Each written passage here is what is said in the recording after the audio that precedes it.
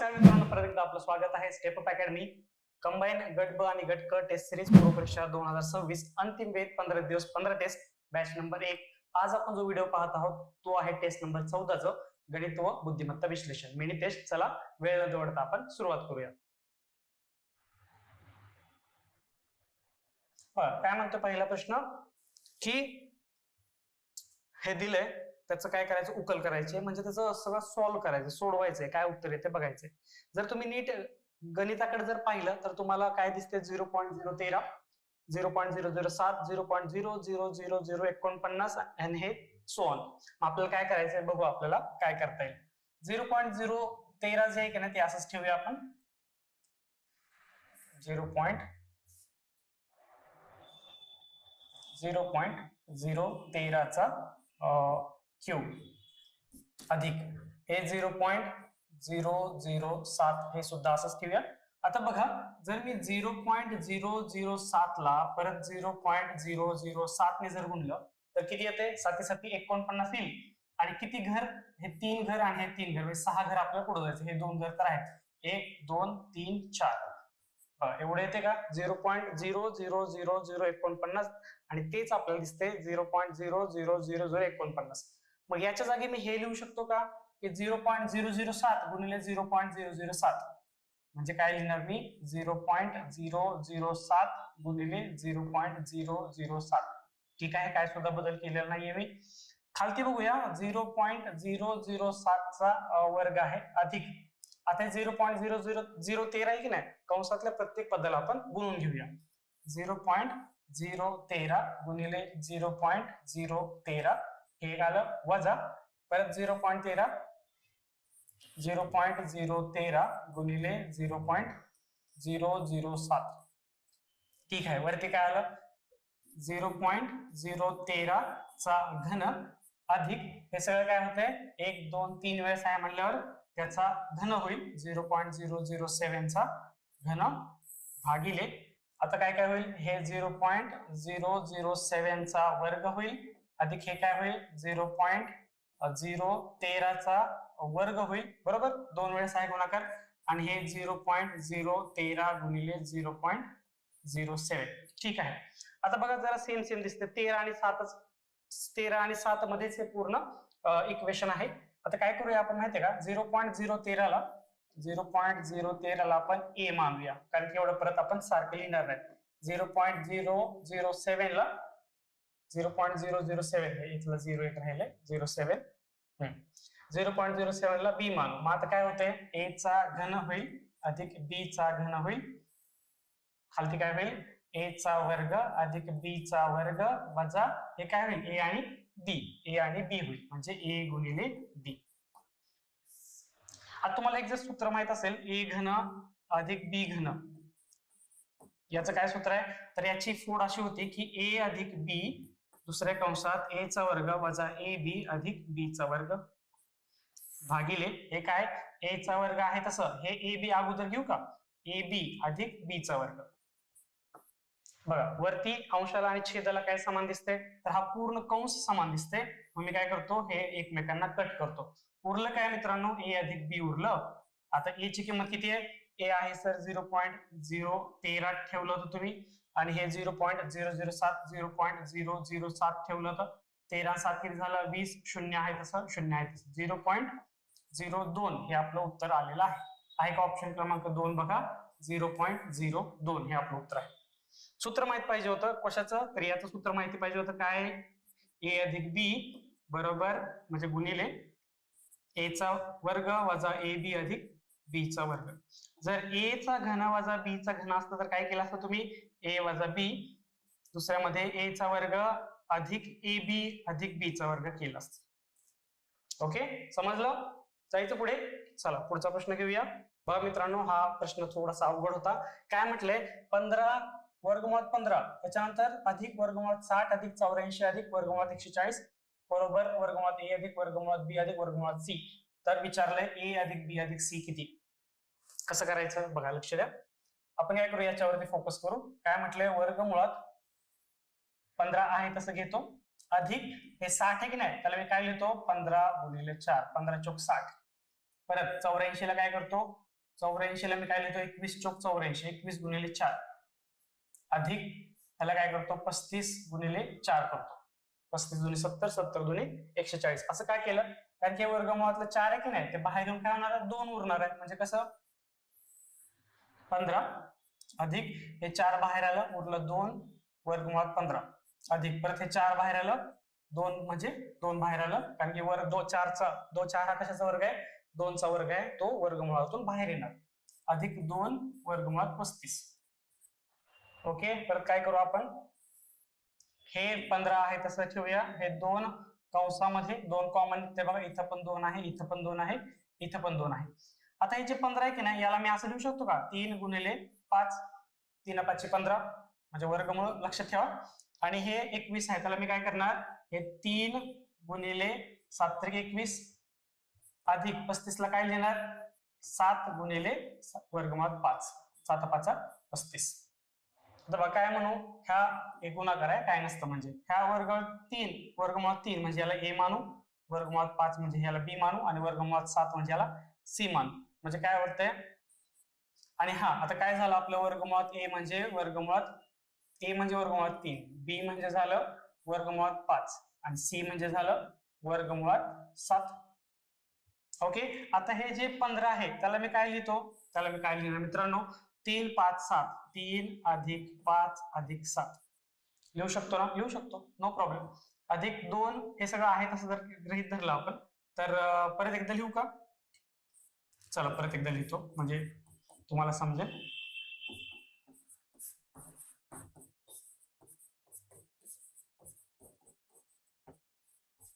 Okay आता बघा 3 म्हणजे काय असतं 3 म्हणजे सर वर्गमुळात जर 3 केलं तर त्याचा मला वर्ग घ्यावा लागेल बरोबर म्हणजे याचा वर्गमुळात 3 वर्गमुळात 5 आणि वर्गमुळात 7 घेतला तर याचा काय होणार आहे याचा वर्ग होणार आहे याचा वर्ग होणार आहे आणि याचा वर्ग होणार आहे काय चेंज केलं का नाही आपण काय केलंय ह्याला 3 ला a मानले ह्याला b मानले हे a हे c आणि हे c आणि हे b बरोबर आणि हे a b c म्हणजे जर असं केलं तर काय होतं बघा लक्ष द्या a चा वर्ग होईल इथं b चा वर्ग होईल इथं c चा वर्ग होईल कंसामध्ये 2 काय येणार आहे ab अधिक हे bc अगोदर लिहितो काय फरक पडत नाही आणि अधिक हे ca इकडे लिहितो काय केलं जे आहे तेच लिहिलं आणि हे मांडलेलं आपण जसं आहे तसं मांडणी केली आता बघा याच हे सोडवताना तुम्हाला एक फॉर्म्युला माहिती पाहिजे होता कोणता फॉर्म्युला सर a अधिक b अधिक c चा वर्ग म्हणजे काय असतं तर हा वर्ग असतो a स्क्वेअर अधिक b स्क्वेअर अधिक c स्क्वेअर अधिक 2 कंसामध्ये ab अधिक bc अधिक ca आता हे तुम्हाला हे असं काहीतरी दिसतंय का इथे a चा वर्ग अधिक b चा वर्ग अधिक c चा वर्ग अधिक 2 कंसामध्ये ab plus bc plus c same आहे मग ह्या सगळ्यांच्या जागी मी हे लिहू का a अधिक b अधिक c चा वर्ग लिहू शकतो मग काय येणार वर्गमुळात a अधिक b अधिक c चा वर्ग आणि वर्गमूळ एकमेकांना कॅन्सल होणार a अधिक b अधिक c येणार a काय मानले तर a मानले सर वर्गमुळात 3 b काय मानले वर्गमुळात 5 आणि c काय मानले वर्गमुळात 7 हे आपलं उत्तर आहे a अधिक b अधिक c सॉरी वर्गमुळात हे a अधिक b अधिक c विचारलंय ना आपलं हे वर्गमुळात कारण की हे वर्गमुळात 3 ला a चा वर्ग मानलेला आहे आता बघा काय आलं आपलं शेवटचं उत्तर काय वर्गमुळात a वर्गमुळात b अधिक वर्गमुळात c म्हणजे काय आलं वर्गमुळात 3 अधिक वर्गमुळात 5 अधिक वर्गमुळात 7 याचा अर्थ काय झाला a 3 घ्या b 5 घ्या आणि c 7 घ्या चला बेरीज करा a अधिक b अधिक c विचारले की नाही तर 3 अधिक 5 अधिक 7 3 आणि 5 8 8 आणि 7 किती झाले 8 2 16 15 झाले ऑप्शन क्रमांक 4 हे आपलं उत्तर आलेलं आहे मी या क्वेश्चन पेपर मधला हा अवघड मानेन हे तुम्हाला जमलंय का नाही मला माहित नाही जमलंय तर खूपच उत्तम पण अशा पद्धतीने हे सोडवायचं होतं सगळं म्हणजे ए बी सी च्या किमती काय त्यातून कळणारच नाही तुम्हाला ए अधिक बी अधिक सी काय टाकून बघणार ऑप्शन वाईज काय करणार तुम्हाला असं करावं लागेल आणि हा एक व्हेरी इम्पॉर्टंट फॉर्म्युला तुम्हाला माहित पाहिजे होता त्याच्यानुसार याचं फोड करता आलेली आहे आपल्याला मग काय आलं वर्गमुळात ए अधिक वर्गमुळात बी अधिक वर्गमुळात सी म्हणजे ह्या फॉर्म्युल्यानुसार 3 एक वर्गमुळात 3 अधिक वर्गमुळात 5 अधिक वर्गमुळात 7 आणि मग ए बी सी च्या किमती काढल्या आणि त्यांची बेरीज केली उत्तर आलं 15 अवघड प्रश्न होता, इट्स ओके. काय काय प्रश्न असे असतातच आपल्या प्रश्नपत्रिकेमध्ये जे की आपल्याला जमतील किंवा नाही अशा स्टेटमध्ये असतात, अशा फेजमध्ये असतात. त्यातला हा क्वेश्चन आहे. अवघड म्हणेल या प्रश्नाला मी. ओके, समजलं असेल तर परत एकदा हा व्हिडिओ म्हणजे हा प्रश्न पहा, 2-3 वेळेस रिपीट पहा, म्हणजे तुम्हाला एक आयडिया येऊन जाईल की आपल्याला जे किती सूत्र पाठ करायचे. एक मी दरवेळेस तुम्हाला सांगतो की एक सेपरेट वही करा, त्याच्यामध्ये सगळे सूत्र लिहा. आपल्याला काय काय काय सूत्र लागतात. आता पहिल्याच्या अगोदरचा प्रश्न सुद्धा बघितला, त्याच्यामध्ये एक महत्वाचं सूत्र आपल्याला लागलं. याच्यामध्ये एक महत्वाचं सूत्र लागलं की ए अधिक बी अधिक सी चा वर्ग. आपल्याला फक्त माहिती आहे की आपल्याला काय माहिती आहे, ए अधिक बी चा वर्ग माहिती. हा 2 चल आहेत, पण समजा 3 आले तर काय करावं लागेल, तर 3 चा हा फॉर्म्युला आहे, हा लक्षात ठेवा. ओके, जायचं पुढे. चला मित्रांनो पुढे जाऊया. बघा, एका एसी ची किंमत सुरुवातीला प्रश्न वाचूया. 16% वाढवण्यात आली. पहिल्यांदा काय केले, 16% वाढवली. त्यानंतर विक्रीत घट झाल्यामुळे ती किंमत 22% कमी केली आणि नंतर काय केलं, 16% वाढवली आणि दुसऱ्या वेळेस 22% कमी झाली. एसीच्या अंतिम किमतीत झालेला निव्वळ शेकडा बदल शोधा. बघा, ह्याला 2 पद्धतीने करता येतं. आपण जी पद्धत रेग्युलर पद्धत असते की फॉर्म्युल्याची गरज नाही पडत, तो एक काय केलं आपण, एसीची किंमत 100 युनिट म्हणजे 100 ठरवली. शेकडा आहे ना, म्हणजे पर्सेंटेज आहे म्हणून शेकडा प्रमाण ठरवतो, म्हणजे आपल्याला त्यातून वजावट किंवा त्याच्यावर भर टाकता येते व्यवस्थितपणे, सोपं जातं. आता 100 वेळेस काय झाले, 100 किंमत आहे एका एसीची, तर त्यात 16% वाढ झाली. मग 16% वाढ झाली म्हणल्यावर ती झाली 116. दुसऱ्या वेळेस काय केलंय, 22% घट झाली. 16% वाढलं होतं, आता मला 22% घट झाले. म्हणजे समजा एखादी किंमत 100% पकडली, त्याच्यातून 22% घट झाली, तर उरलं किती, 100 वजा 22 म्हणजे 78% उरलं. म्हणजे 78% उरले कशाचे, 116चे. म्हणजे काय करता येईल आता मला, हे दोघांचा गुणाकार करावा लागेल, 116 आणि 78चा. 8 सख्खा 48, 4 हातचा 8 एका 8 आणि 4, 12 हातचा 1 8 एका 9 0. 7 सख्खा 42, 4 7 एका 7 आणि 4, 11 हातचा 1 7 एका 7 आणि 8, 8 4 10 1 9. म्हणजे काय आलं, 9 आणि हे 100 होतं, 90 48 होतं की नाही, भागिले 100. 2 घरं आपलं काय होणार, दशांश चिन्ह डावीकडे जाणार, म्हणजे 90.48 आलं टक्के. पण पहिल्यांदा 100% किंमत होती, ती आता सगळी कमी होऊन वाढून कमी होऊन काय झाली, 90.48 झाली. म्हणजे काय झालं, 100 कमी झाली किंमत. पहिल्यांदा 100 होती, आता झाली 90.48. म्हणजे किती कमी झाली मित्रांनो, 9.52% कमी झाली. काय करायचं तुम्ही, 100 मधून 90.48 वजा करा, 0 0 घेऊया, हे 52 येईल आणि हे 9 येईल. 9.52 घट झाली. म्हणजे काय आलं आपलं, 9.52 ची घट. ऑप्शन क्रमांक 2 चेक करा, 9.52 ची घट हे आपलं उत्तर आलेलं आहे. ओके, अशा एक पद्धतीने करू शकतो. दुसरे काय करू शकतो आपण, एक आपल्याला फॉर्म्युला माहित आहे की निव्वळ जो बदल असतो, निव्वळ बदलचा काय फॉर्म्युला मित्रांनो, x अधिक y अधिक xy भागिले 100. इथे काय, x किती वाढ झाले, 16% वाढ झाले. वाढ म्हणजे धन घ्यायचं, आणि y म्हणजे काय झाले, 22% घट झाली, म्हणजे ह्याला वजा घ्यायचं. लक्षात घ्या, जेव्हा वाढ होते तेव्हा त्याला धनच ठेवायचं, म्हणजे प्लस मध्ये. पण जेव्हा घट होते तेव्हा तुम्हाला जे दिले ते वजा घ्यावं लागेल. वजा म्हणजे वजा, खाली गेले, घट झाले. म्हणजे चला किमती ठेवूया, 16, y म्हणजे वजा 22 ठेवायचं आता, वजा 22, आणि हे प्लस म्हणजे हे मायनसच होईल, कारण की एक्स वाय चा गुणाकार आहे. 16 गुणिले 22 भागिले 100. ठीक आहे, 16 वजा 22 किती झाले, वजा 6. आणि आता काय करू, 16 आणि 22 चा आपल्याला गुणाकार करावा लागेल. 22 सख 32 असे 13, 22 एक 22 आणि 3 25 आणि 1 35, म्हणजे 352 भागिले 100. परत काय येईल, दशांश चिन्ह कुठे येईल, दशांश चिन्ह येतील, म्हणजे 3.52. म्हणजे वजा 6 आणि वजा 3 किती झालं, वजा 9.52. हे वजा चिन्ह काय गृहीत धरते आपल्याला, की घट झालेली आहे, म्हणून याचं उत्तर आहे 9.52 ची घट. ऑप्शन क्रमांक 2 हे उत्तर आलेलं आहे. बरं, विदाउट फॉर्म्युला सुद्धा येतं आपलं लॉजिकली, आणि विथ फॉर्म्युला सुद्धा येते. पण विदाउट फॉर्म्युला आपल्याला थोडं लॉजिक आपलं डेव्हलप झालं पाहिजे, आपलं खूप सारे प्रॅक्टिस झाले पाहिजे, आपण हुशार झालो पाहिजे त्या पर्सेंटेज सोडवताना. जर तुम्हाला फॉर्म्युले पाठ असतील तर हा फॉर्म्युला की नाही, हा प्रत्येक ठिकाणी उपयोगी आहे. हा असं नाही की आत्ताच आपल्याला हा प्रॉब्लेम आहे, ह्या फॉर्म्युलेचा आपण वापर आतापर्यंत या टेस्ट सिरीज मध्ये खूप वेळेस केलेला आहे मित्रांनो. तुम्ही बघा, एखादी गोष्ट आहे, एखादी किंमत दिली, त्याच्यात सक्सेसिव्ह डिस्काउंट जो असतो किंवा सक्सेसिव्ह इन्क्रीमेंट जी असते, म्हणजे एक पर्सेंटेज दिले एवढं, परत एवढं वाढले, एवढं वाढले, एवढं कमी झाले, एवढं कमी झाले, एवढं वाढले. हे सगळ्या ज्या केसेस आहेत ते आपण या फॉर्म्युल्याने सोडू शकतो. फक्त वाढ झाली, वाढ जर होत असेल तर आपल्याला काय करावं लागेल, धन घ्यावं लागेल, आणि घट जर होत असेल तर आपल्याला काय करावं लागेल, त्याला वजा गृहीत धरावं लागेल, वजा मानावं लागेल. जसं की या केसमध्ये आपण वजा 22 मानलो होतो. समजतंय? जायचं पुढे. चला पुढचा प्रश्न घेऊया.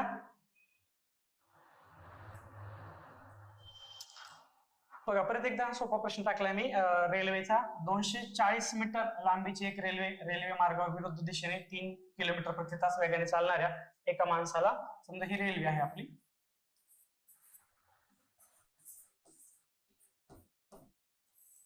ओके, आणि काय केलंय, एका विरुद्ध म्हणजे त्याच रुळावर नाही, सुसाईड करायला गेलेला नाही, समांतर रुळ असतो आणि त्याच्यावरती एक व्यक्ती चालत असतो.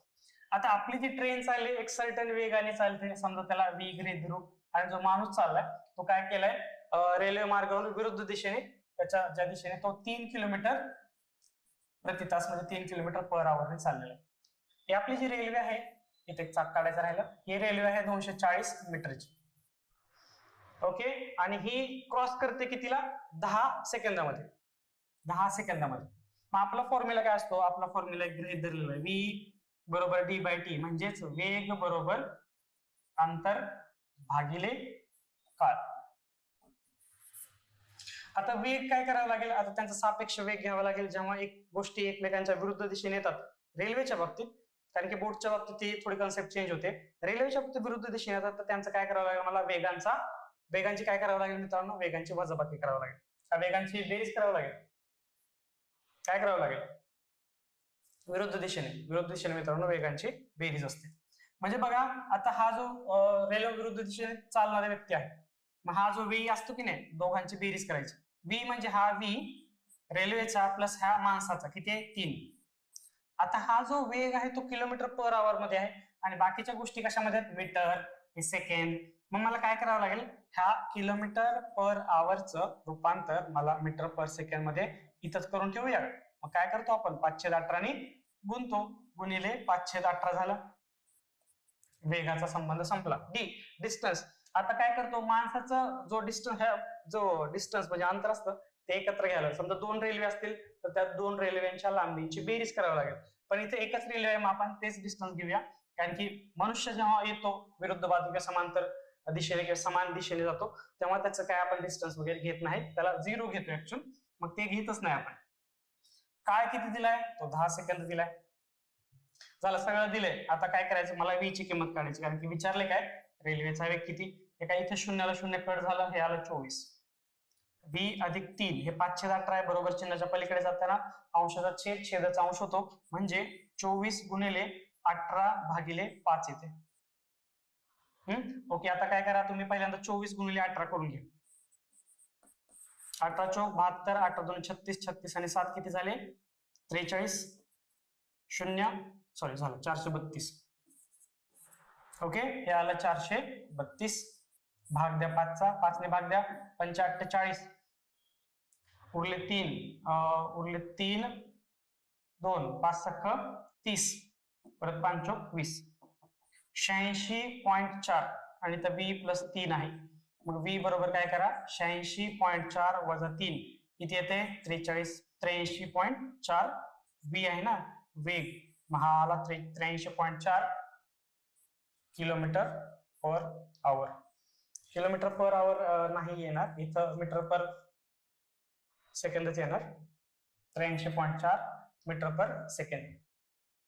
मित्रांनो क्वेश्चन नंबर 5 काय म्हणतोय, ए बी आणि सी डी ह्या एका वर्तुळाच्या 2 समांतर जीवा आहेत. म्हणजे काय करतायत, हा वर्तुळ आहे, हा ज्याचा सेंटर असेल, एक समांतर जीवा आहेत. ओके, ए बी, समजा ही ए बी आहे आणि सी डी आहे. जर या जीवा केंद्राच्या विरुद्ध बाजूला असतील, ठीक आहे, आम्ही विरुद्ध बाजूलाच ठेवले, त्यांच्यामधील अंतर 17 सेंटीमीटर आहे. म्हणजे हे जर अंतर हे 17 सेंटीमीटर आहे, सी डी ई एफ करू, ई आणि एफ, हे आहे 17 सेंटीमीटर टोटल. तर वर्तुळाची त्रिज्या किती, बघा त्रिज्या किती, हे त्रिज्या आहे, त्याला आर आणि आर गृहीत धरू. ए बी किती आपला 10 आहे, तर 10 आपण काय करू, जो आपला हा आहे आपण काय करू, एक लंबांतर टाकू दोन्ही जीवांना केंद्रामध्ये. मग तो काय करतो, ह्या जीवांना दोन भागात समान भागात विभागतो. जर ए बी 10 असेल तर ही बाजू 5 झाली, ही बाजू 5 झाली, आणि सी डी हा 24 असेल तर ही 12 झाली, ही 12 झाली. आता काय करू आपण, ह्याला ओ नाव देऊ, सेंटरला ओ ई, ज्याला एक्स मानू, आणि ओ एफ ला 17 वजा एक्स होईल. पटतंय का हे बघा, 17 वजा एक्स. आता तुम्हाला एक कन्सेप्ट जर माहिती असता, पायथागोरसचे त्रिके, त्याला म्हणतो पायथागोरसचे ट्रिपलेट्स. त्याच्यामध्ये एक ट्रिपलेट असतात, एक तर असतं 3 4 5, दुसरं असतं 5 12 13. जर हे माहिती असतं तर हा एवढं आता जे आपण करणार आहे तेवढं करायची गरजच पडली नाही. का? कारण की बघा इथं 5 आहे, इथं 12 आहे. जर मी असं केलं असतं की 5 ह्या एक्स ला, एक्स ची किंमत समजा 12 निघते असं गृहीत धरलं, तर ह्या 17 वजा एक्स किती असणार आहे, हा 5 येईल, हा 12 येईल, हे 5 12 हे 13 येणार आहे, हे 5 12 हे 13 येणार. पायथागोरस म्हणजे हे सगळ्यात जो मोठा असतो तो कर्णच असतो, जे की इथं त्रिज्या आहे. जर मी असं गृहीत धरलं असतं की एक्स 12 आली आहे, तर 5 12 13, 5 12 13 म्हणजे मला त्रिज्या नेहमीच मला 13च मिळणार आहे. ऑप्शन क्रमांक 3 हे आपलं उत्तर आलं असतं. आलंय म्हणजे उत्तर 13च येते मित्रांनो, ऑप्शन क्रमांक 3 उत्तर येते. जर हे मला माहिती असतं तर मला एकदम क्विकली आलं असतं, पण मला माहिती नाही. तर आता मी काय करणार, आता याला एक्स मानले, 17 वजा एक्स मानले. आता मी जेव्हा त्रिकोण बघतोय कोणता, ओ ई बी, त्याच्यात पायथागोरस थेरम वापरतो. मग काय झालं, आर चा वर्ग बरोबर एक्स चा वर्ग अधिक 5 चा वर्ग. आता त्रिकोण ओ एफ डी, त्याच्यात पायथागोरस वापरला, आर चा वर्ग अधिक ओ एफ म्हणजे किती आहे, ओ एफ किती आहे मित्रांनो, 17 वजा एक्स चा वर्ग अधिक, आणि हा 12, 12 चा वर्ग. ठीक आहे, म्हणजे आता हे आर स्क्वेअर सेम आहे, आर स्क्वेअर सेम आहे, एक इक्वेशन 1 आणि इक्वेशन 2 हे काय करतो मी, सेम सेम मानतो. म्हणजे काय झालं याचं उत्तर, एक्स वर्ग अधिक 5 चा वर्ग 25 बरोबर, हे कंस सोडून घेऊ, 17 चा वर्ग 289 वजा अधिक एक्स चा वर्ग वजा गुणाकाराची दुप्पट 17x 34x अधिक 12 चा वर्ग 144. एक्स वर्ग आणि एक्स वर्ग कॅन्सल होईल, उरलं काय 25 अधिक हे 144 आणि 289 किती होते, 9 4 13, हात चाला 1, 5 आणि 8 13, हात चाला 1, 2 आणि 2 433 वजा 34x. 34 इकडे आणू, x बरोबर काय झालं 433 वजा 25 भागिले 34 येईल. 433 मधून 25 गेले किती येते, 25 आणि 5 आणि 3 8 म्हणजे 408 भागिले 34. किती भाग जाते बघा, 17 ने जाते का, 17 दोन्ही 34 6 बघा, 17 ने जाते, 17 दोन्ही 34, 17 दोन्ही 34 उरले 6, 17 चौक 68 बे एक बे हे आलं 12, म्हणजे x ची किंमत आली मित्रांनो 12. जर x ची किंमत 12 आली बघा, जे की आपण अगोदरच काढली होती, जर मला हे माहिती पाहिजे होतं, तर 17 वजा 1 काय ते 5, आणि हे 5 12 13. कुठलंही त्रिकोण घ्या, याच्यामध्ये x ची किंमत आली किती 12 आल्या. इक्वेशन नंबर 1 मध्ये ठेवू, r चा वर्ग बरोबर x ची किंमत 12, 12 चा वर्ग अधिक 5 चा वर्ग, जे की मला त्रिज्या काढायची, r म्हणजे 144 आणि हे 25 किती झाले 169. r चा वर्ग 169 वर्गमूळ घ्या, l वर्गमूळ म्हणजे 169 वर्गमुळात 13 चा वर्ग आणि हे येणार 13, r बरोबर 13. तुम्ही हा त्रिकोण घ्या किंवा हा त्रिकोण घ्या, कोणताही त्रिकोण घ्या, तुम्हाला कर्ण त्रिज्या सेमच आहे, तो तुम्हाला 13च मिळणार आहे. इथं घ्या किंवा इथं घ्या. मग हे त्रिका पाठ करणार का तुम्ही, पाठच करायचे मित्रांनो. 5 12 13 हे लागते म्हणजे लागते. ऑप्शन क्रमांक 3 हे आपलं उत्तर आहे. केव्हा, जेव्हा असं सोडवलं, हे माहिती असतं तर मी कधी सोडून पुढे गेलो असतो. ओके, याचं उत्तर आहे ऑप्शन क्रमांक 3 13 सेंटीमीटर. समजलं, जायचं पुढे. चला पुढचा प्रश्न घेऊया. बघा, 6 विद्यार्थ्यांचे सरासरी वजन 50 किलो आहे. ठीक आहे, 6 विद्यार्थी आहेत, 6 विद्यार्थ्यांचे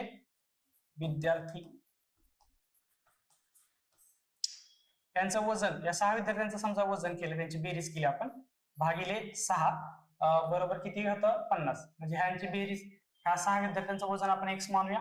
मग x बरोबर किती झालं 6 गुणिले 50, 6 पंचे 300, म्हणजे 6 विद्यार्थ्यांच्या वजनाची बेरीज किती झाली 300 किलो. ठीक आहे, तर 51 किलो सरासरी वजन असलेले 2 विद्यार्थी तसेच 55 किलो वजन असलेले 2 विद्यार्थी समाविष्ट झाले. पहिले 6 विद्यार्थी होते, पहिल्यांदा ह्या 6 विद्यार्थी म्हणजे x प्लस अजून 2 विद्यार्थी प्रति किती किलो 51 किलो आहे. 51 चे 2 मग किती वजन झालं यांचं 50 दुनी 51 102 झालं अधिक 55 चे 2 परत ह्या दोघांची बेरीज किती झाली वजनांची 110 झाली. आता टोटल विद्यार्थी किती झाले पहिले 6 होते हे 2 8 आणि हे 2 10 भागिले 10 गेलं कारण सरासरी काढताना आपण भागिले जेवढे विद्यार्थी आहेत किंवा जेवढ्या क्वांटिटी आहेत तेवढे लिहितो आणि ते सरासरी किती झाली ते तर आपल्याला 2 विद्यार्थी सरासरी वजन किती झालं ते मला काढायचंय. काय मानू तुम्ही ऍव्हरेज मानू ए मानू. एक्स माहिती आहे मला x 300 माहिती आहे मला 300 अधिक 102 अधिक 110 भागिले 10 बघा काय ते 300 400 500 512 भागिले 10 उत्तर आलं 51.2. नवीन सरासरी किती 51.2 ऑप्शन क्रमांक 4 51.2. पहिले विद्यार्थी 6 त्यांचं वजन 300 झालं. 2 विद्यार्थी 51 चे त्यांचं वजन 102 झालं. 2 विद्यार्थी 55 चे त्यांचे वजन 110 झालं. सगळ्यांची बेरीज केली 512 आली. किती विद्यार्थी आहेत 10 विद्यार्थी आहेत 512 भागिले 10 51.2 किलो हे आपलं सरासरी आहे. विद्यार्थी सरासरी वजन किती असेल ऑप्शन क्रमांक 4 51.2. सोपा प्रश्न होता. ह्याच्यात काही लॉजिक नव्हतं मोठं जे दिले ते फक्त मांडणी करायचे होते. ओके जायचं पुढे. चला मित्रांनो पुढचा प्रश्न घेऊया. बघा मस्त प्रश्न आहे लॉजिक छान वापरल्या प्रश्नामध्ये. इंग्रजी गणित आणि विज्ञान यांचं काय पुस्तकांचे 3 संच आहेत त्यांच्यात अनुक्रमे किती इंग्रजीचे 336 पुस्तकं गणिताचे 240 आणि विज्ञानाचे 96 पुस्तक आहेत. ही पुस्तकं अशा प्रकारे रचायची आहेत की सर्व पुस्तके विषयावर साठवली जातील आणि प्रत्येक थप्पीची उंची समान असेल.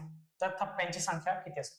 थप्प्यांची संख्या विचारली ना मला म्हणजे कसं बघा सगळी पुस्तकं मांडायची अशी प्रत्येक अशी थप्पी केली अशी पुस्तकं एकमेकांमध्ये मिसळायची नाहीये प्रत्येकाचे थप्पे केले आणि ही थप्प्यांची उंची समान पाहिजे. कसं करावं लागेल मग मला काय करावं लागेल मित्रांनो ह्यांचा मसावी घ्यावा लागेल.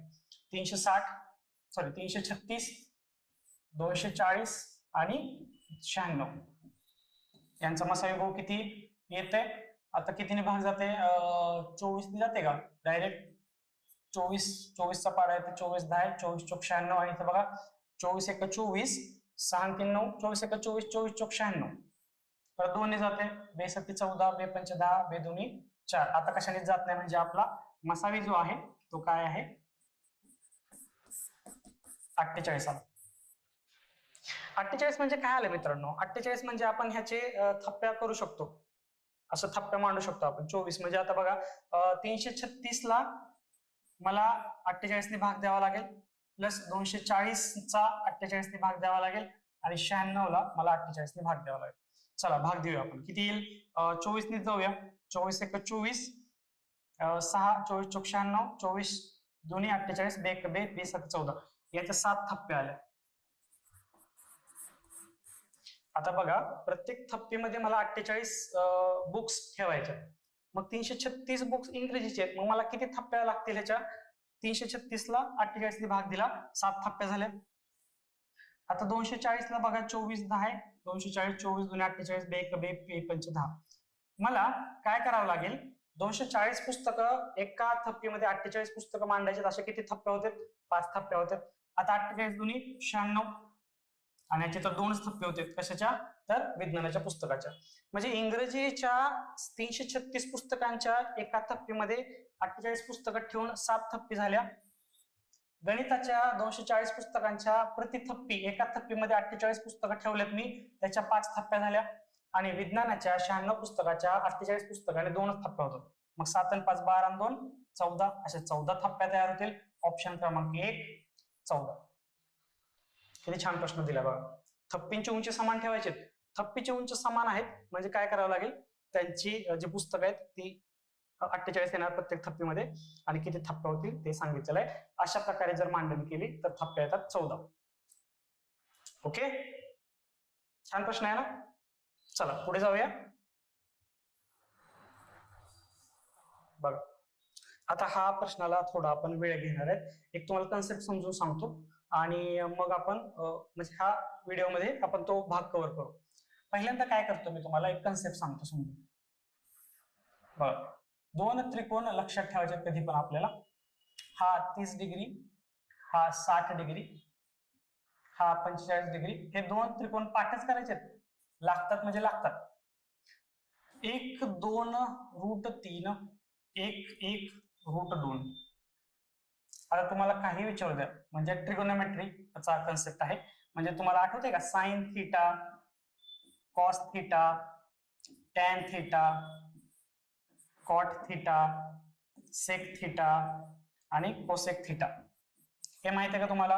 हे काय असतं? साइन थीटा म्हणजे असते समोरील बाजू भागिले कर्ण. कॉस थीटा असते लगतची बाजू भागिले कर्ण. टॅन थीटा असते समोरील बाजू भागिले लगतची बाजू. कॉट थीटा असते लगतची बाजू भागिले समोरील बाजू. सेक थीटा असतं कर्ण भागिले लगतची बाजू आणि कोसेक थीटा असते कर्ण भागिले समोरील बाजू. म्हणजे काय बाबा?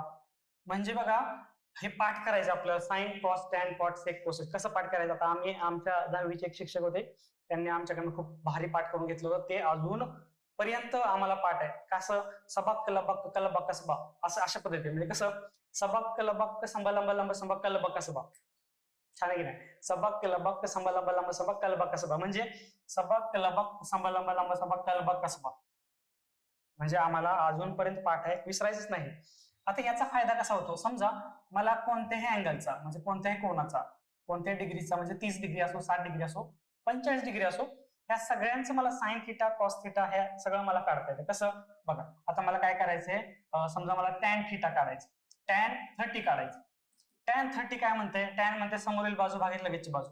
30 डिग्रीच्या समोरील बाजू आहे 1, लगतची बाजू आहे वर्गमुळात 3. झालं.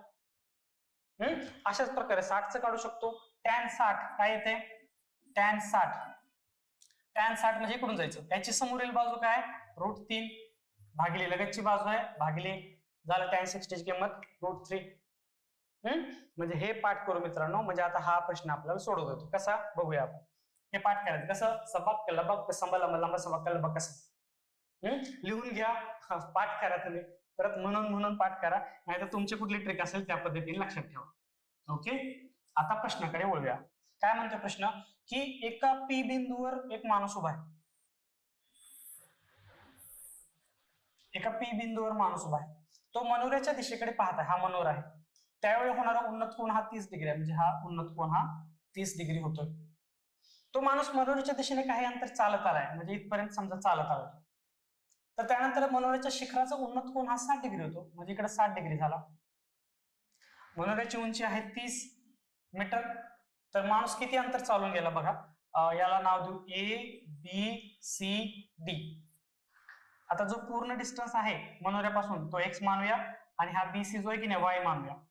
आपल्याला काढायचंय P आणि C ह्या अंतर, म्हणजे तो किती अंतर चालून गेला. मग हे अंतर काय असणार आहे? x वजा y असणार आहे. हे पटलं तुम्हाला? हे टोटल x मानलंय, हे y मानलं, तर हे x वजा y असणार आहे. आता मला इथं काय उपयोग पडणार आहे? मी आता जे समजून सांगितलं ते उपयोग पडणार आहे. काय? तर टॅन 30 उपयोग पडणार आहे. हे बघा टॅन 30 म्हणजे काय? समोरील बाजू भागिले लगतची बाजू. याच्या समोरील बाजू आहे 30, याच्या लगतची बाजू किती आहे? x. जर आपण ABD हा त्रिकोण गृहीत धरला, 30 डिग्रीच्या समोरची बाजू 30 आहे आणि त्याची लगतची बाजू y आहे.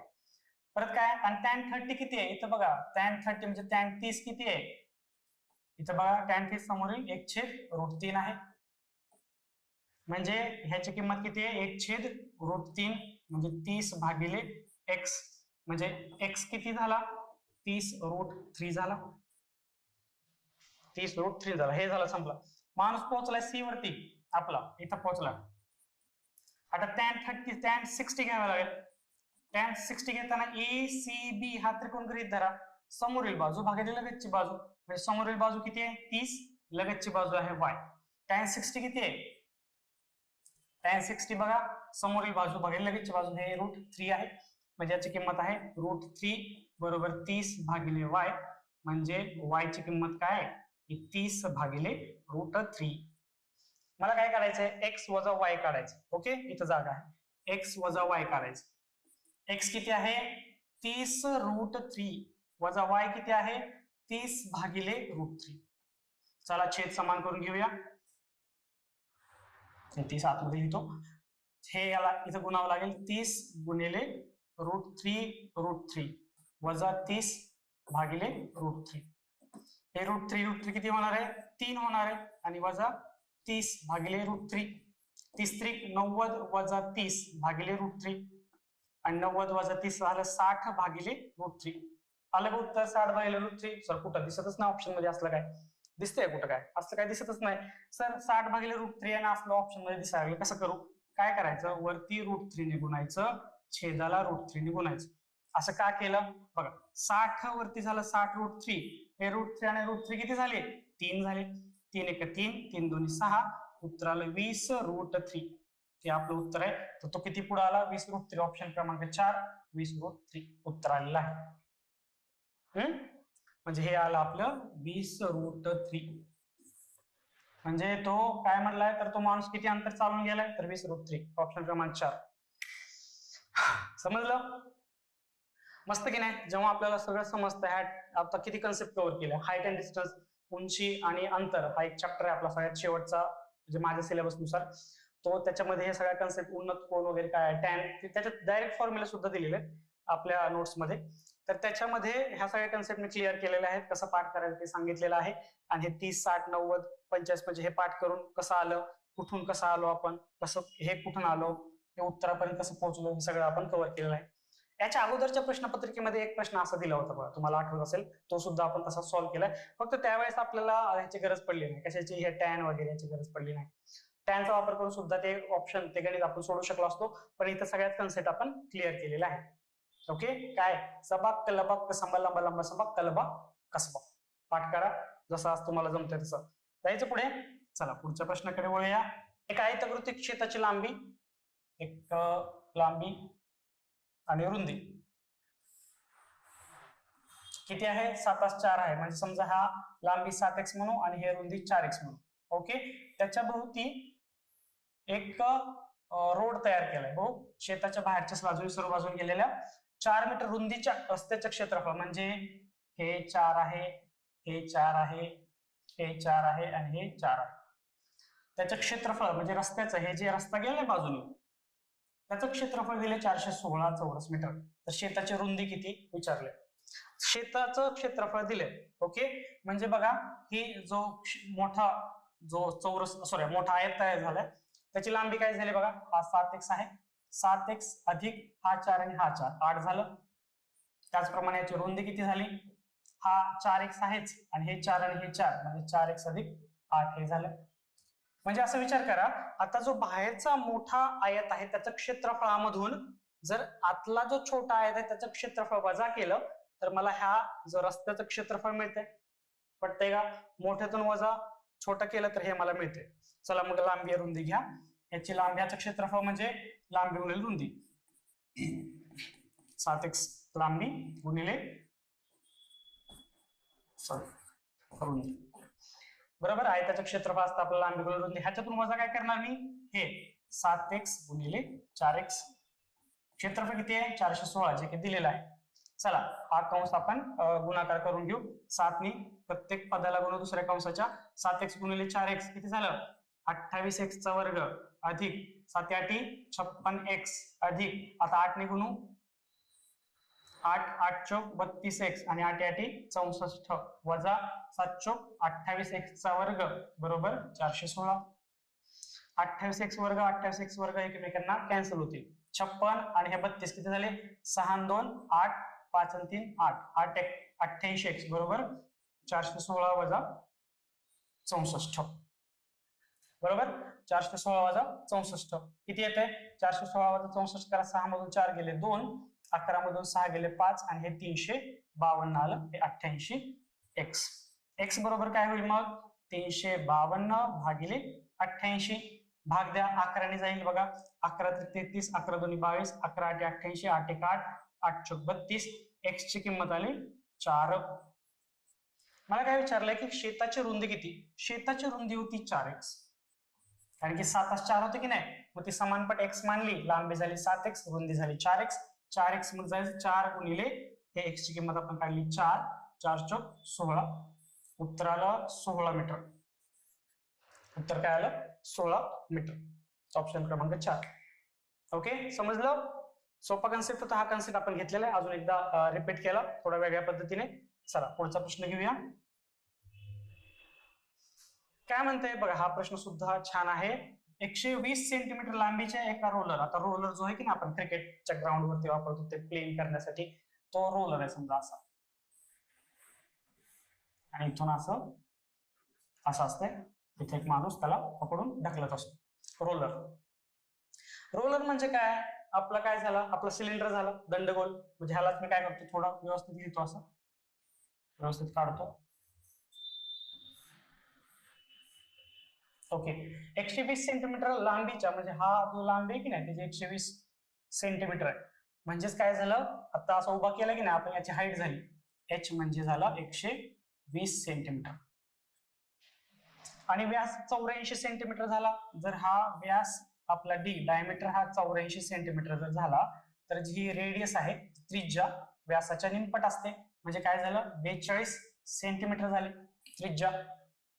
रोलरला 500 पूर्ण फेऱ्या कराव्या लागतात. बरं ठीक आहे, पहिल्यांदा काय करू आपण, जेव्हा असं सरकवतो की नाही तेव्हा जो घासतो जमिनीला तो काय असतो, त्याचा सरफेस एरिया असतो.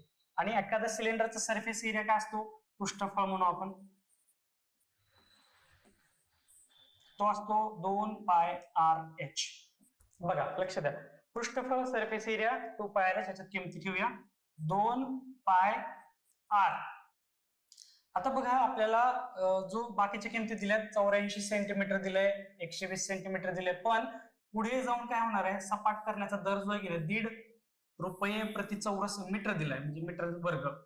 ह्या सगळ्या किमती ज्या सेंटीमीटर मध्ये आहेत त्या आपण काय करूया, मीटर मध्ये कन्वर्ट करून घेऊया. म्हणजे 100 सेंटीमीटर म्हणजे काय असतं, 1 मीटर असतं. चला 2πr/h किंमत ठेवूया 2 गुणिले 22/7. r किंमत किती आहे बघा, 42 सेंटीमीटर आहे, तर ते झालं 0.42 मीटर. h किती आहे, 120 सेंटीमीटर म्हणजे 1.2 मीटर झालं. भाग देऊया, 7 1 7, 7 0 0, 7 0 0, 7 सखन 42 आणि 12 सख 72, 22 दुनी 44 गुणिले 72, किती शून्य, 1 2 3 म्हणजे 0.72 झालं. आता 44 गुणिले 72 करूया आपण, 2 चोक 8, 2 चोक 8, 2 चोक 8, 0, 7 चोक 28, 2, 7 चोक 28 आणि 2 30, 8 8 2 16, हात चालला 31 68, उत्तर आलं 31 68. किती घर पुढे सरकायचं, 3, म्हणजे हे आलं 3.168. हे झालं किंवा एक रोलर जो आहे तो एक रिव्होल्यूशन पूर्ण करतोय, म्हणजे एकदा फिरल्यानंतर तो किती एरिया कव्हर करतो, तर 3.168 एरिया कव्हर करतोय. असं मला किती वेळा फिरवायचा आहे रोलर, मला 500 वेळेस फिरवायचा आहे. म्हणजे जर मला एकूण खर्च जर काढायचा झाला, एकूण खर्च जो की विचारलाय, तर ह्याला मला 500 ने गुणावं लागेल. अजून कशाने गुणावं लागेल, की 1.5 रुपये प्रति चौरस मीटर खर्च आहे, त्याला मी परत 1.5 रुपयाने गुणतो, म्हणजे मला सगळाच खर्च निघतोय. हे एक रिव्होल्यूशनचं, एक फेरी किती कव्हर करते एवढं, 500 फेरी किती कव्हर करते एवढं, आणि किती रुपयाने काढायचं तर 1.5 रुपयाने काढायचं. सगळ्यांचा गुणाकार केला तर मला एकूण किती खर्च होईल ते निघून जाते. आता मला काय खर्च, हे 2 शून्य आहेत, बरं सगळंच जाऊ द्या, पॉइंट आपण नंतर डिसाइड करू, पहिल्यांदा गुणाकार करून घेऊ. 5 15 5 75 म्हणजे 3.168 आणि हे आलं 75 आणि 500 500 750 एवढं आलं. आता ह्या दोघांचा गुणाकार करू आपण, 3 31 68 आणि 75चा गुणाकार करू. 85 40, 0 5 4 34, 5 1 5 3 8, 5 3 15, 0 7 8 56, 7 2 42, 5 47, 7 1 7 4 11, 7 3 21 आणि 22, 0 0 1 8 2 16, 1 7 3 2, 2376 2376 00. किती घर पुढे जायचं मला, आणि हे एक शून्य राहिलं आपलं 705 शून्य घ्यायचं. किती घर आपल्याला सोडायचे, 3 घर सोडायचे, म्हणजे इथं आला आपला दशांश चिन्ह, आपलं उत्तर आलं 2376. आहे का उत्तर, ऑप्शन क्रमांक 4 बघा, 2376 हे आपलं उत्तर आलेलं आहे. ओके, तर एकूण किती खर्च होईल, मी काय केलं अगोदर, एक फेरी पूर्ण करण्याचं मी क्षेत्रफळ काढलं, 3 पॉईंट पृष्ठफळ म्हणूया 3.168 आलं. अशा 500 फेऱ्या पूर्ण केल्या, संपूर्ण क्षेत्रफळ पृष्ठफळ आलं किती रुपयाने, 1.5 ने. सगळ्यांचा गुणाकार केला, माझं उत्तर आलं 2376. ओके, समजलं. असं आलंय उत्तर. चला पुढे जाऊया आपण. बघा अरिहंत ला काय म्हणते, BTLLFTA. अरिहंत, अरिहंत, BTLLFTA. ए ला काय म्हणते 1, आर किती आहे 18, आय किती आहे 9, एच किती आहे 8, ए किती आहे 1, एन किती आहे 14 आणि टी किती आहे मित्रांनो 20. याचं काय 2, टी 20, एल किती आहे 12, एफ 6, टी 20 आणि हे 1. रिलेशन बघूया काय कितीने वाढते. हे 1 ने वाढले, हे 2 ने वाढले, हे 3 ने वाढले, हे 4 ने वाढले, हे 5 ने, हे 6 ने आणि हे 7. हे कसं 7 ने वाढले तर 20 आणि 6 26 आणि 1 वरती परत एकदा मग हे 7 ने वाढले. म्हणजे 1 2 3 4 5 6 7 असं आहे. तसंच त्या पद्धतीने आपण ऑनेस्टीचं करूया.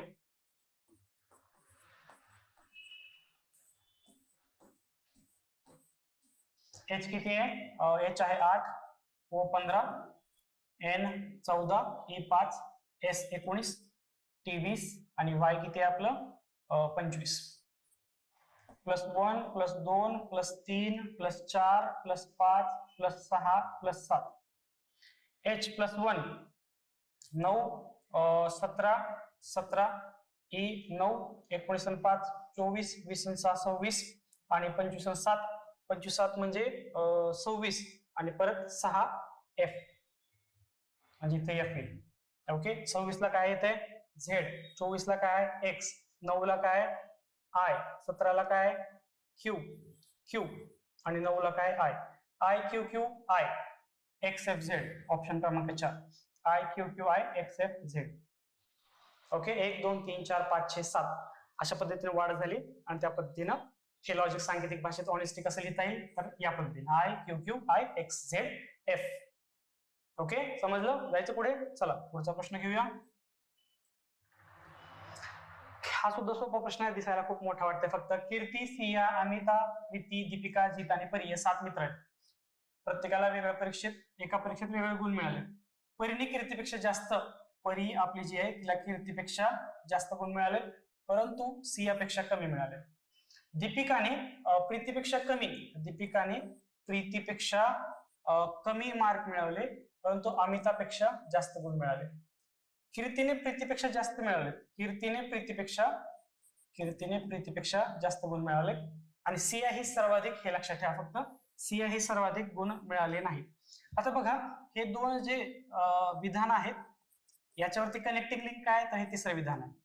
म्हणजे कीर्ती आपली प्रीतीपेक्षा जास्त आहे म्हणजे जर हे दोन मांडायचे झाले तर हेच फक्त काय येणार आहे इथे येणार आहे हे ऑप्शन लिहून. म्हणजे काय येणार आहे एस, म्हणजे एस म्हणजे काय आपली एस कोण आहे सिया,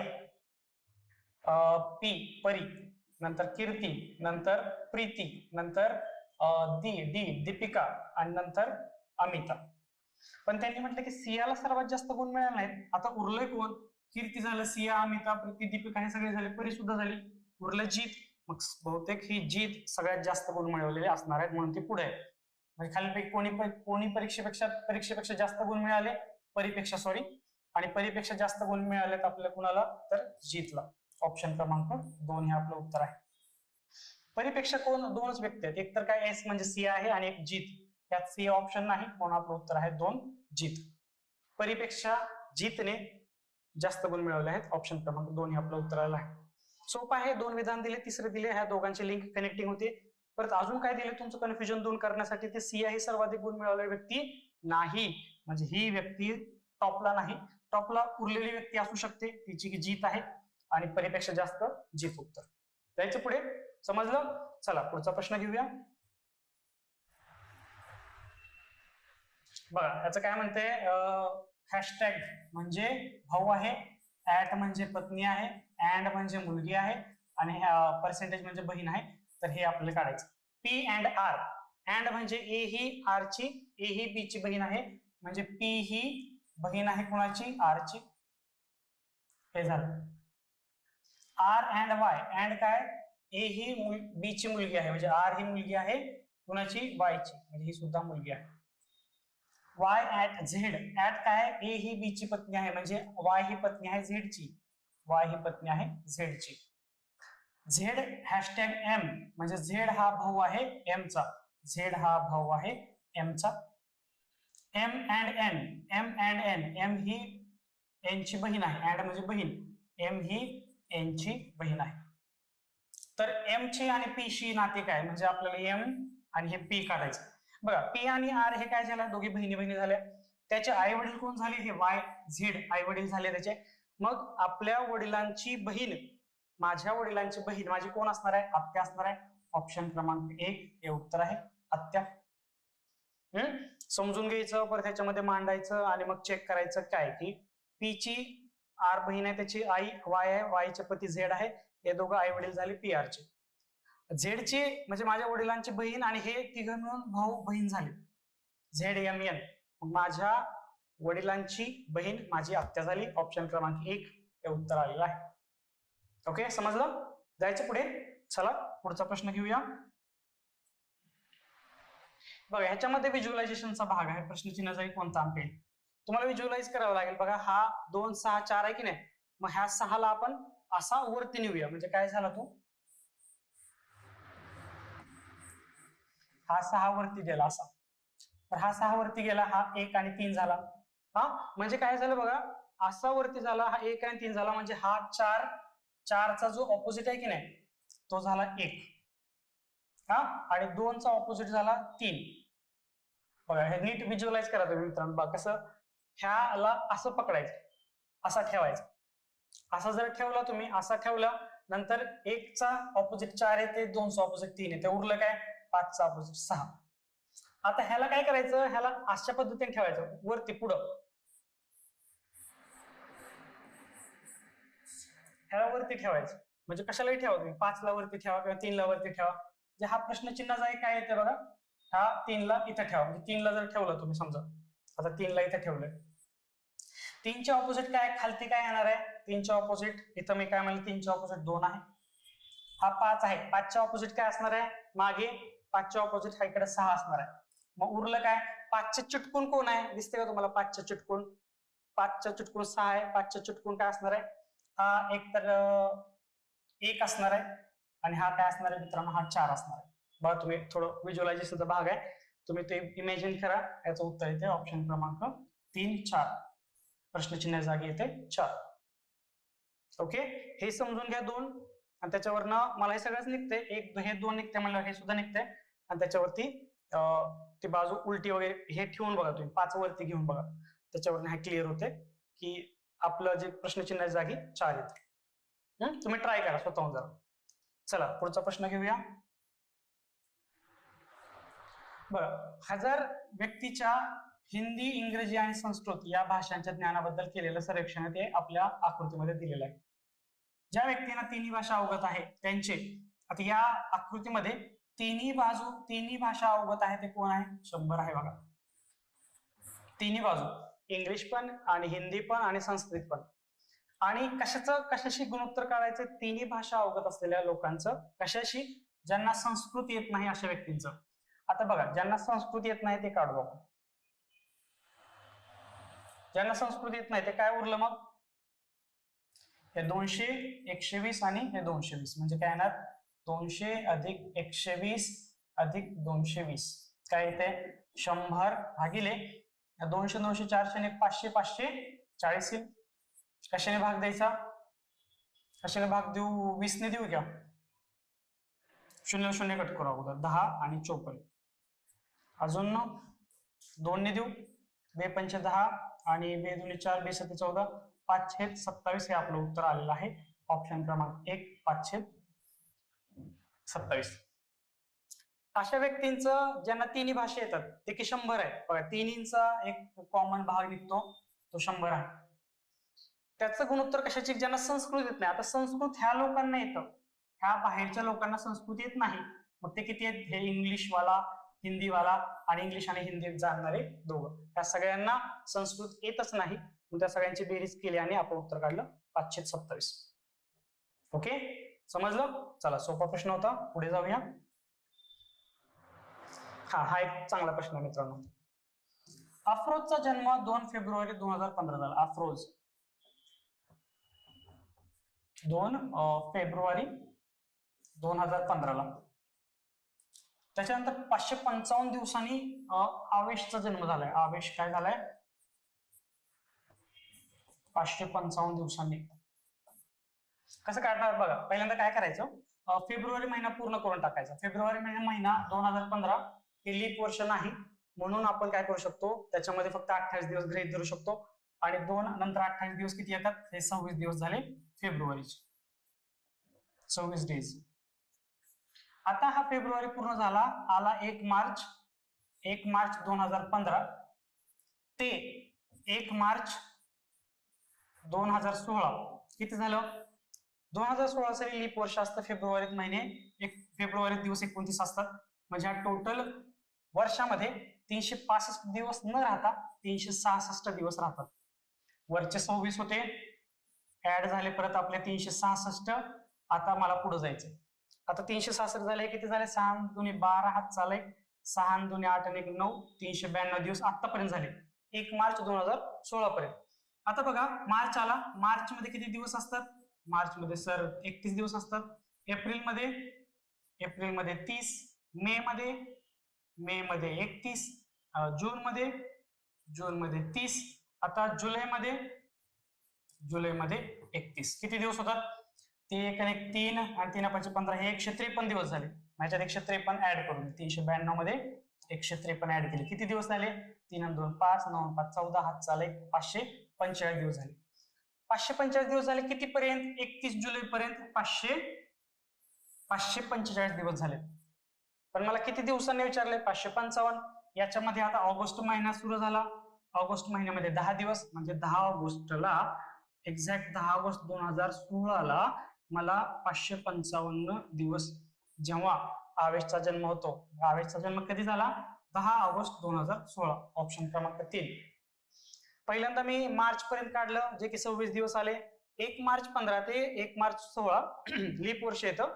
ते 29 दिवस येतात फेब्रुवारी महिन्यामध्ये, म्हणून हे 365 न राहता 366 होतात. हे 366, हे 26, 392 झाले. परत मी 5 महिने पुढे गेलो. 5 महिने म्हणजे 153 दिवस, ते सुद्धा ऍड केले तर 545 झाले. मग 555 साठी मला किती अजून कमी पडतायत? 10 दिवस कमी पडतायत. तेच 10 दिवस ऑगस्ट मधले, जे की आपलं उत्तर आहे 10 ऑगस्ट 2016. ऑप्शन क्रमांक 3 हे आपलं उत्तर आहे. ज्या दिवशी आवेशचा जन्म झाला तो दिवस आहे 10 ऑगस्ट 2016. ओके, अशा पद्धतीने हे सोडवायचं होतं. जमले? जमायलाच पाहिजे मित्रांनो. चला पुढचा प्रश्न घेऊया. काय म्हणते? KLM हे 3 मित्र एका कॅफेमध्ये बसले, त्यांचं सरासरी वय आहे 24. KLM भागिले 3 सरासरी म्हणल्यावर 24, म्हणजे KLM 24 त्रिक झालं 72. त्यांच्या वयाची बेरीज झाली 72. हे लक्षात ठेवूया आपण. N हा आणखी एक मित्र गटात सामील झाला. गटाचे नवीन सरासरी वय झाले 23.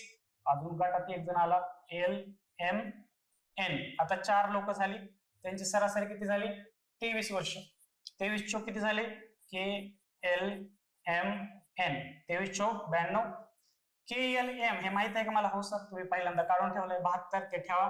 72 अधिक N बरोबर 92 आणि N बरोबर 92 वजा 72, N बरोबर 20 आलं. N चं वय मला काढलं 20 आलं. पुढं काय झालंय? R जो त्यांचा अजून एक मित्र आला का, त्याचं वय N पेक्षा 2 वर्षांनी जास्त आहे. मग N चं वय जर 20 काढले तर R चं वय किती असणार आहे? 2 वर्षांनी अधिक 20 अधिक 2 22 वर्ष. R चं वय आलं 22.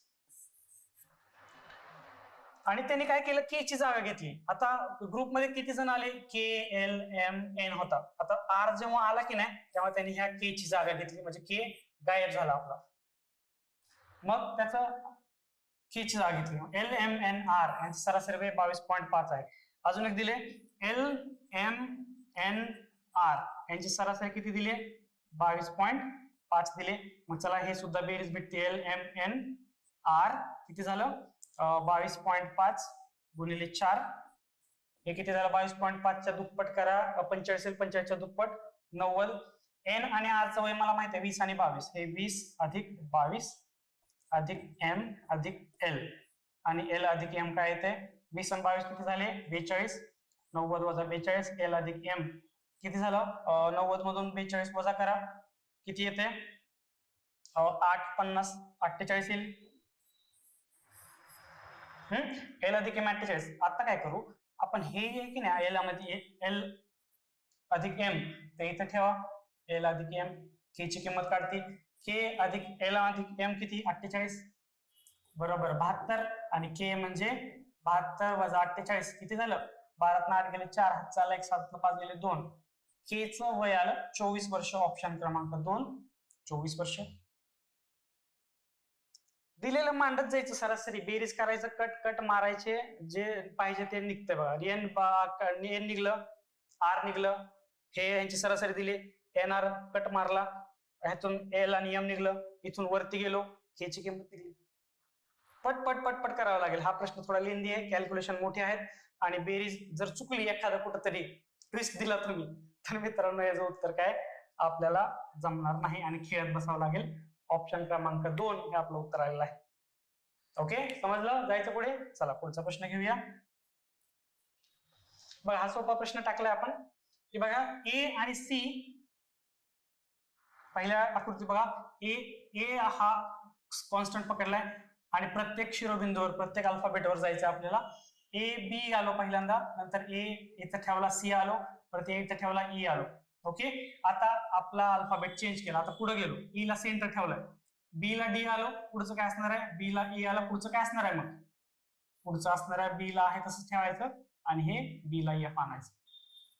बी ला बघा इथं, बी ला इथं आणलं, परत इथं येणार, परत इथे येणार, पुढे इथं आला, आता इथे येणार, बी एफ. ऑप्शन क्रमांक 2 हे आपलं उत्तर आहे, बी एफ येणार. ए ला पकडलंय, प्रत्येकाला टच केला, बी ला पकडलंय, प्रत्येकाला टच करत यायचंय. ऑप्शन क्रमांक 2 हे आपलं उत्तर आलेलं आहे. जायचं पुढे. चला, या डायग्राम मध्ये सुद्धा ही जी डायग्राम आहे, या 4 डायग्राम मध्ये कुठं बसतंय ते तुम्ही सांगा. डायग्राम 2 बघा, ही डायग्राम कुठं बसते बघा, इथून इथं इथं इथं बसली की नाही. आता कुठं बसते अजून, इथं बसवायला गेलं तर इथं काहीच येत नाही, इकडे बसवायला गेलो हा तिरका असा झालाय, इकडे बसवायला गेलो इथं सुद्धा तिरका झाला. ओके, ऑप्शन क्रमांक 2 हे सगळ्यात फेवरेबल जवळचा सगळ्यात योग्य उत्तर आहे, ऑप्शन क्रमांक बी. चला 20वा प्रश्न काय म्हणतोय, शेवटचा आपल्या याच्यामध्ये पूर्ण वाचायचे. 2 विधान दिलेत आणि निष्कर्ष दिले. विधान काय म्हणते, आजच्या जनगणनेनुसार गेल्या 20 वर्षांमध्ये मृत्यू दरात जवळजवळ सातत्याने घट झाली आहे तर गेल्या 10 वर्षात प्रजनन दरामध्ये वाढ झाली आहे. याचा परिणाम असा झाला की गेल्या 15 वर्षात लोकसंख्येमध्ये वेगाने वाढ झाली. ठीक आहे सर, निर्णय काय घ्यायचा मग, भारताने त्वरित कुटुंब नियोजन कार्यक्रम स्वीकारला पाहिजे. ओके, चांगला आहे.